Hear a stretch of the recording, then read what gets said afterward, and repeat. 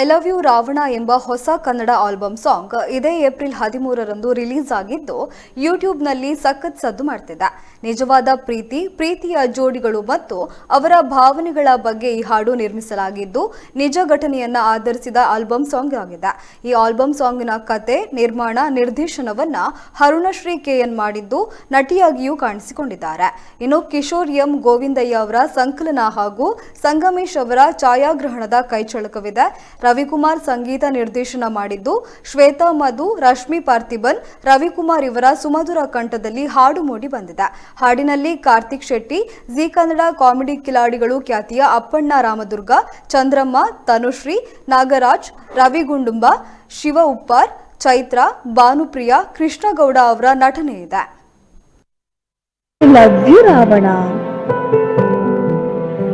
ತಲೆ ಕೆಟ್ಟೋಳೆ, ನನ್ನ ಹಿಂದೆ ಬರ್ಬೇಡ, ಹೇಳ್ತಾ ಇದೀನಿ ಕೇಳಿಸ್ಕೋ. ಬಂದ್ರೆ ನಿನ್ ಹೆಣ ಕೂಡ ಯಾರಿಗೂ ಸಿಗಲ್ಲ. I love you Ravana. ತಲೆ ಕೆಟ್ಟೋಳೆ, ನನ್ನ ಹಿಂದೆ ಬರ್ಬೇಡ,